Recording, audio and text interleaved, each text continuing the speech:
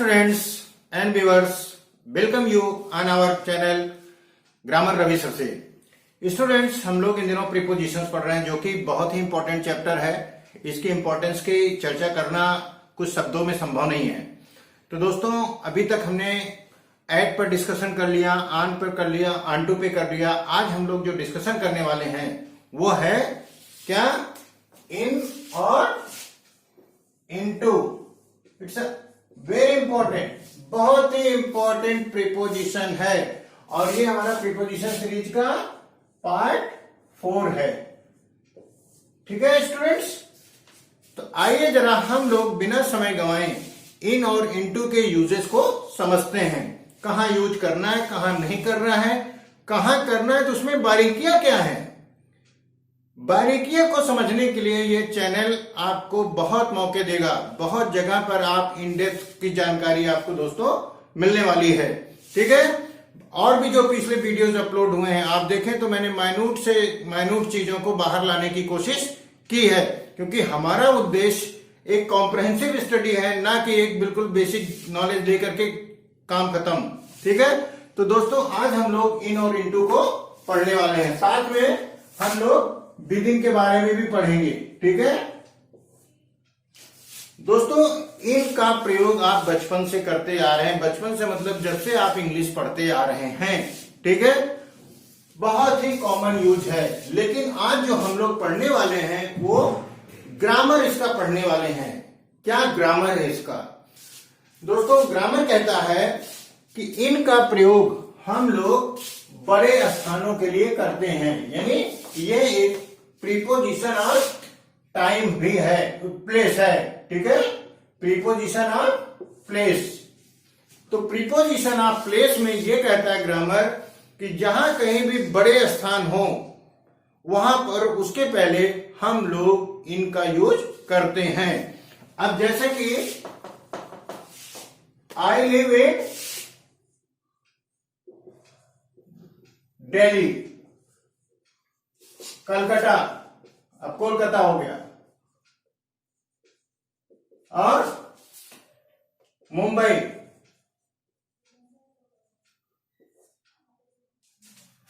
दोस्तों बिल्कुल सही है कि हम लोग जहां पर भी बड़े स्थानों के लिए इनका यूज करते हैं, ये सही है। ठीक है, लेकिन उसमें यह है कि जब दो बड़े स्थान ही एक सेंटेंस में आ रहे हों तो उनमें से जो छोटा होगा उसके पहले हम लोग इनका यूज नहीं करते हैं। उसके पहले हम लोग एड का यूज कर लेते हैं दोस्तों। ठीक है, जैसे I live at Delhi in India. ठीक है, कोई बोल रहा है कि मैं इंडिया में दिल्ली में रहता हूं, तो वहां पर दोस्तों दिल्ली बड़ा स्थान होते हुए भी हमने यहां पर एड का इस्तेमाल किया है। ये एक ऐसी इंसाइट है जो कि आपसे गलतियां हो सकती हैं दोस्तों। इसके अलावा दोस्तों हम लोग जो इनका यूज करेंगे प्लेस में। ठीक है, इनका यूज हम लोग जो प्लेस में करेंगे, कोई आदमी किसी छोटी जगह में भी रहता है, जैसे हम कहते हैं क्या कि मैं कमरे में रहता हूं, तो वहां पर भी हम लोग इनका ही इस्तेमाल करते हैं। आई लिव इन रूम, तो क्या हुआ दोस्तों, यहां पर भी हम लोग इनका यूज ही करेंगे। तो हमें ये चीज समझना था कि इनका प्रयोग बड़े स्थानों के लिए तो करते हैं, लेकिन अगर दो बड़े स्थान आपस में एक ही सेंटेंस में दिख रहे हैं तो बड़े स्थान जो उनमें से छोटा होगा उसके पहले हम लोग एड का यूज कर देंगे। ठीक है, वहां पर इनका यूज नहीं करेंगे, जैसा कि अभी हमने पिछले हटा चुके हैं, यहां पे वो आपने देखा होगा। तो इसके अलावा दोस्तों हम लोग क्या कर रहे हैं, इनका यूज कहां करेंगे, इनक्लोज्ड एरिया के लिए। इनका यूज कहां करेंगे, इनक्लोज्ड एरिया के लिए। इनक्लोज का मतलब क्या हुआ, इनक्लोज का मतलब यह हुआ कि चारों तरफ से घिरा हुआ ऐसा स्थान जहां पर चारों तरफ से वो घिरा हुआ हो। ये कोई जरूरी नहीं है कि वो बंद भी हो, यानी ऊपर छत भी हो, ये कोई जरूरी नहीं है। जैसे I live in, I was in a garden, ठीक है। She lives in a room. यहां पर दोस्तों भाव क्या है, हमें भाव को समझना है। इनके संदर्भ में ग्रामर का भाव ये कहता है कि जब भी कोई ऑब्जेक्ट किसी इनक्लोज स्थान पर पहले से है मौजूद, वहां के लिए हम लोग इन का यूज करते हैं, ठीक है। तो ऐसे में यहां पर देखिए ये बता रहा है कि मैं दूसरा सेंटेंस लिखता हूं।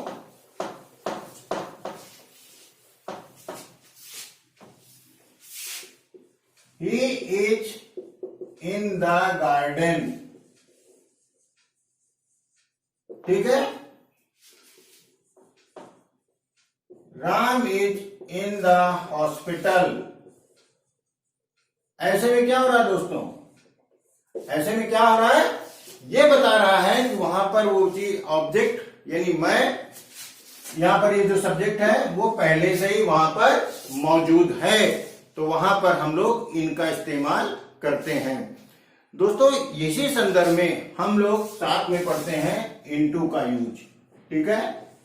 इनटू कहां यूज किया जाता है, जब कोई ऑब्जेक्ट बाहर से अंदर की तरफ आता है, ठीक है, यानी वहां पर एक मोशन है, वहां पर एक मोशन है और साथ में क्या है, डिस्प्लेसमेंट है, यानी एक स्थान छोड़ के दूसरे स्थान पे पहुंच रहा है।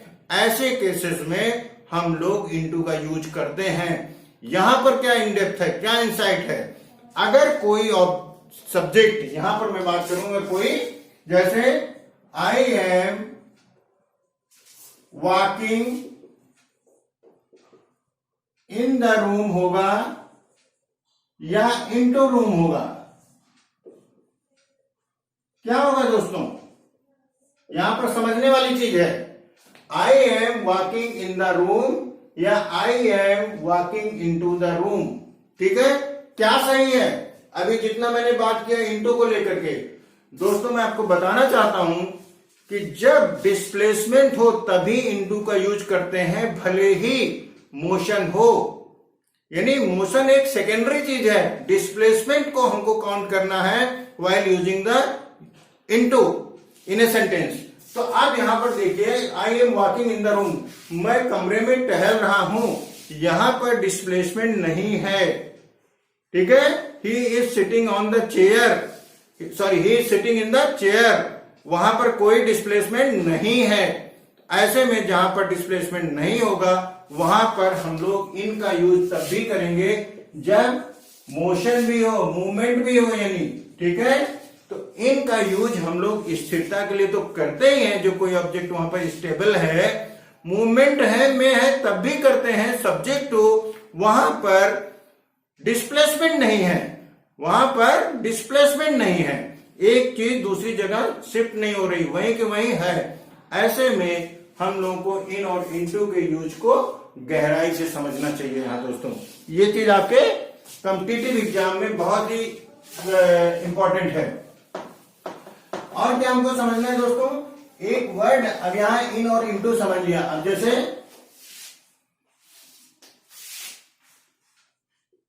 Ram is in the room, ठीक, और राम केम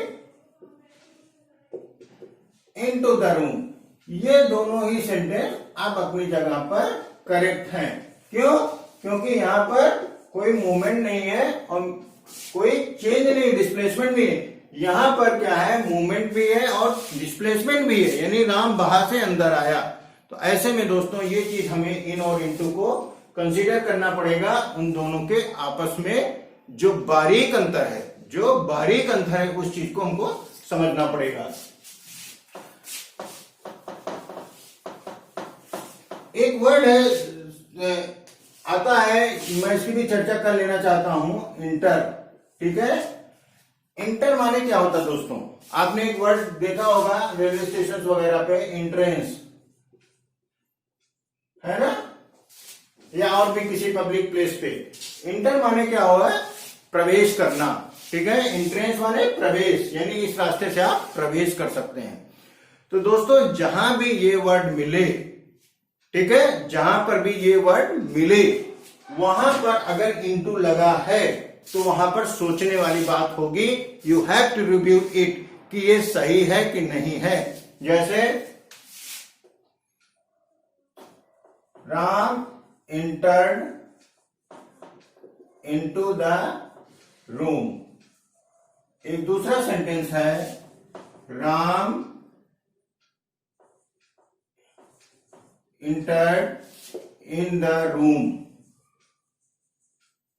ठीक है। तीसरा सेंटेंस है राम entered room। दोस्तों हमें ये जानना है कि ये सेंटेंस में कौन सा सही है और कौन सा, अगर दो गलत है तो क्यों गलत है।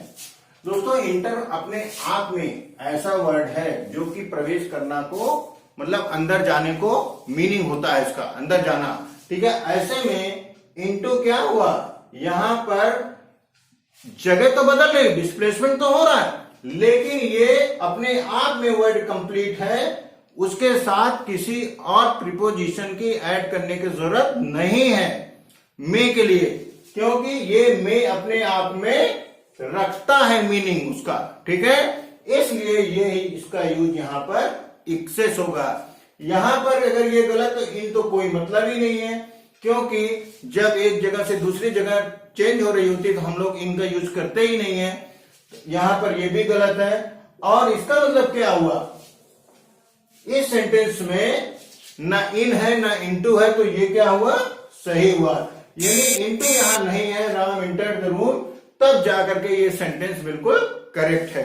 क्यों करेक्ट है मैंने अभी आपसे डिस्कस कर लिया। तो दोस्तों इस तरह के सेंटेंसेस भी आते हैं, प्रीपोजिशंस भी हैं जो कि आपको ध्यान रखना पड़ेगा। एक चीज और आप डिस्कशन करना चाहूंगा इंटर से जुड़ा, क्या हर जगह इंटर अकेले में रहेगा, इंटर के साथ इनटू कहीं भी नहीं लगेगा? तो दोस्तों ये बिल्कुल गलत है। कुछ ऐसे प्रीपोजिशंस जो वर्ड्स हैं जो कि जिनके साथ फिक्स तौर पे लगता है वहां पर तो लगेगा। अभी जब हम लोग फिक्स प्रीपोजिशन के बारे में बात करेंगे आने वाले कुछ समय में, तो वहां पर हम इन डेप्थ में बात करेंगे। लेकिन यहां पर जैसे कि इंटर इंटू ए डिस्कशन, इंटर इंटू ए डिबेट, इंटर इंटू ए नेगोशिएशन, ठीक है। तो ऐसे में दोस्तों ये चीज ध्यान रखना है कि जो फिक्स प्रीपोजिशन है वो हमको याद ही करना होता है, वो रहेगा, लेकिन इन जनरल इंटर के साथ इनटू नहीं लगेगा।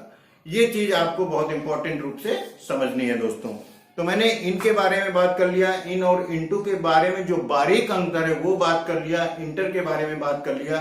तो दोस्तों प्लेस के बारे में, एज ए प्लेस के बारे में हमें इनके बारे में और इनटू के बारे में आपसे डिटेल में बात कर ली। आइए जरा हम समझते हैं प्रीपोजिशन ऑफ टाइम। ये क्या है, इन हमारा प्रीपोजिशन ऑफ टाइम भी है, यानी जहां टाइम का संदर्भ होगा वहां पर भी हम लोग इनका यूज करते हैं, इन और इनटू का यूज करते हैं। अब हमें ये समझना है दोस्तों कि वो क्या है, वो क्या है। टाइम के मामले में दोस्तों कि जैसे एट को आपने पढ़ा था, ठीक है, तो वहां पर हमने डिटेल में बात किया था, ठीक है। जैसे डे है, ठीक है, डेट है, उनके पहले हम लोग आन का यूज करते हैं। ई के मान संडे पढ़ा है आपको, एट वाला आन वाला वीडियो आप पढ़िए, ठीक है। यहां पर उसी तरह हम लोग मंथ, ईयर, मंथ के पहले वीक भी कर सकते हैं, week, month, year,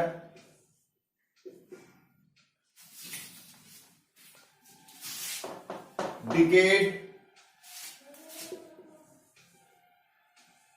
century, age. Age का मतलब होता है नहीं, मध्यकालीन एज, ठीक है, मिडिल एज, ठीक है, एंशियंट एज। तो ऐसे में दोस्तों उन सबके साथ हम लोग इन का यूज करते हैं, ठीक है। जैसे ही केम इन फरवरी, ठीक है, 20, मंथ के साथ हम लोग इनका यूज कर रहे हैं, ठीक है। He came in the month of February, उसी सेंटेंस को हम लोग दोबारा भी ऐसे भी लिख सकते हैं, ठीक है। ही केम इन 1970 या ही वॉज बॉर्न इन 1970 या he was born in 1970s। जब वो सन 70 में पैदा हुआ था तो हमने ये लिख दिया कि वो सन 70 में पैदा हुआ था, ठीक है। लेकिन 70s का मतलब क्या हुआ, 71, 72 से लेकर 79 तक हो सकता है दोस्तों, ठीक है। तो ऐसे में वहां पर भी हम लोग मंथ के साथ, ईयर के साथ इनका यूज करते हैं। और बहुत सिंपल है, कोई इसमें बहुत ज्यादा समझने जैसी या लर्न करने, याद करने जैसी चीज नहीं है, ठीक है। डिकेड,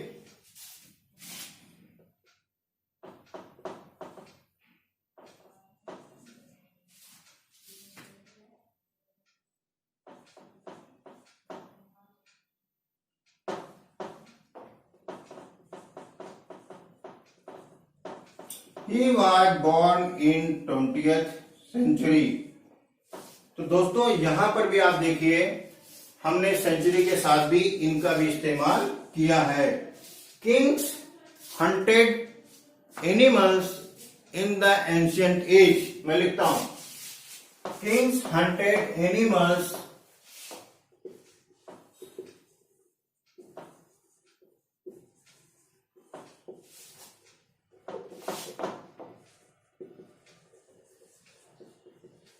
इन एंशियंट एज, ठीक है। There was an industrial revolution in middle age. There was an industrial revolution in middle age, यानी मध्य युग में वहां पर एक औद्योगिक क्रांति हुई थी। तो दोस्तों यहां पर इन संदर्भ में, टाइम के संदर्भ में हम लोग इतने पार्ट को भी मैं डिस्कशन कर रहा हूं, इनका यूज हम लोग करते हैं। इसके अलावा टाइम के बारे में दोस्तों क्या है, पार्ट्स ऑफ द डे हैं। जो पार्ट्स ऑफ द डे क्या होते हैं, पार्ट्स ऑफ द डे क्या होते हैं, मॉर्निंग, इवनिंग, है ना, आफ्टरनून भी उसके पहले, ठीक है, नाइट, ये सब क्या है दोस्तों, पार्ट्स ऑफ द डे हैं। इनके साथ भी हम लोग इनका यूज करते हैं प्रीपोजिशन का, ठीक है। He came in the morning, ठीक है। He comes in the evenings, मतलब वो जब भी आता है शाम को आता है। इवनिंग से मतलब क्या है, मॉर्निंग से मतलब क्या हुआ, नून से मतलब क्या हुआ, वो अक्सर शाम को आता है, ठीक है। यानी जब भी आता है वो शाम को आता है। तो ऐसे में हम लोग वहां पर इवनिंग का यूज करते हैं। तो दोस्तों मॉर्निंग, इवनिंग, आफ्टरनून, नाइट, इन सब के साथ भी हम लोग इनका यूज करते हैं। यहां पर भी एक इंसाइट है, समझने वाली चीज है, वो लर्न करने वाली भी चीज है, ध्यान रखने वाली भी चीज है दोस्तों। इनके पहले ठीक है, अगर लास्ट, नेक्स्ट, एवरी, इन सब शब्दों का यूज किया गया है तो फिर प्रीपोजिशन का यूज नहीं किया जाता है। यहां पर हमें ये ध्यान देने वाली चीज है, ठीक है। मतलब अगर यहां पर लिखा है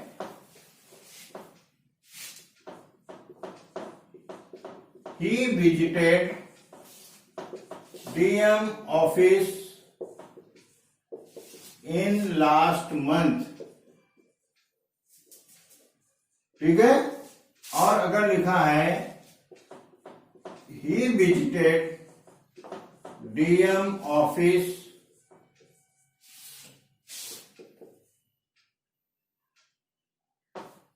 लास्ट मंथ, तो दोस्तों कौन सा सेंटेंस सही हुआ? जैसा भी मैंने चर्चा की, जब लास्ट है, नेक्स्ट है, ठीक है, एवरी है, तो ऐसे में हम लोग वहां पर प्रीपोजिशन का यूज अगर करते हैं तो ग्रामेटिकली गलत माना जाता है, यानी ये सेंटेंस गलत है और ये सेंटेंस बिल्कुल सही है।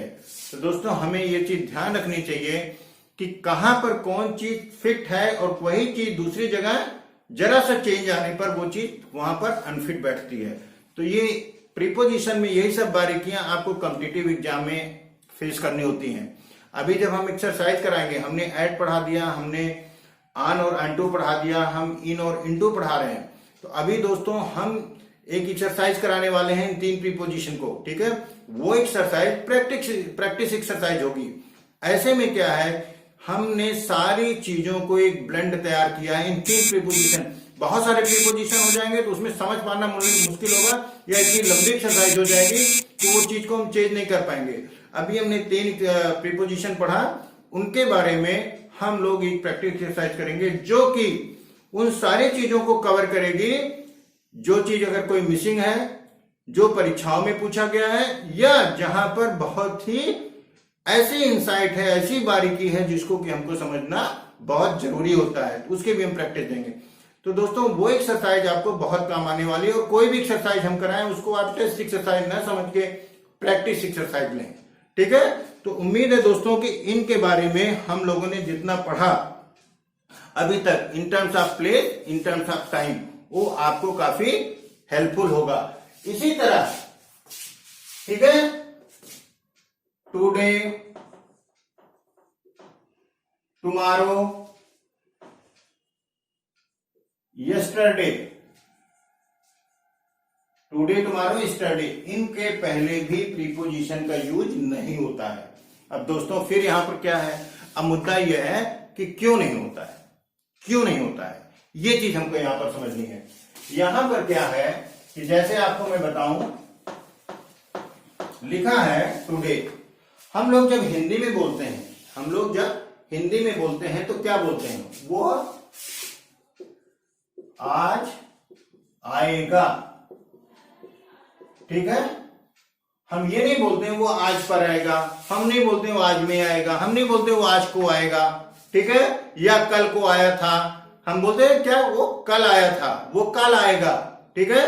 हम वहां पर जो हिंदी में ही जो प्रीपोजिशन वर्ड निकलता है वही एक्सेस है।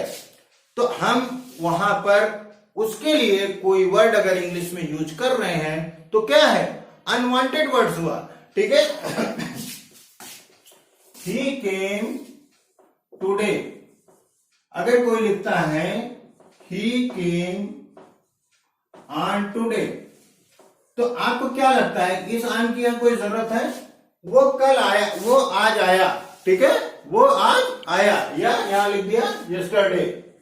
तो यहां पर हमें ये बोलने की जरूरत ही नहीं होती है कि वो आज को आया, कल को आया। तो ऐसे में हमको यहां पर कोई प्रीपोजिशन यूज नहीं होता है, चाहे वो टुडे हो, चाहे टुमारो हो, चाहे वो यस्टरडे हो, ठीक है। इसी तरह दोस्तों समय के मामले में और प्लेस के मामले में मैंने आपको काफी इंडेप्थ शेयर करी। इस वीडियो में आपको गहराइयां मिलेंगी दोस्तों, ठीक है। आप समय देंगे तो आपको बहुत कुछ मिलने वाला है। अब हम लोग क्या पढ़ने वाले हैं दोस्तों, कुछ मिसलेनियस यूज। मिसलेनियस यूज का मतलब ये होता है कि इसके अलावा कहां कहां इन जनरल हम लोग यूज करते हैं। तो 1-2 रूल्स के तहत ही हम लोग पढ़ेंगे इसको। जब हमारा वहां पर स्टेट या स्टेट चेंज हो रही हो, रूप बदल रहा हो, इस अवस्था बदलना, रूप बदलना, दोनों में अंतर आई होप कि आप समझते होंगे। अवस्था बदलना का मतलब है एक चीज दूसरी चीज में कन्वर्ट हो गई, पहले उसका नहीं रहा रूप, अवस्था, ठीक है। जैसे milk turns into curd, water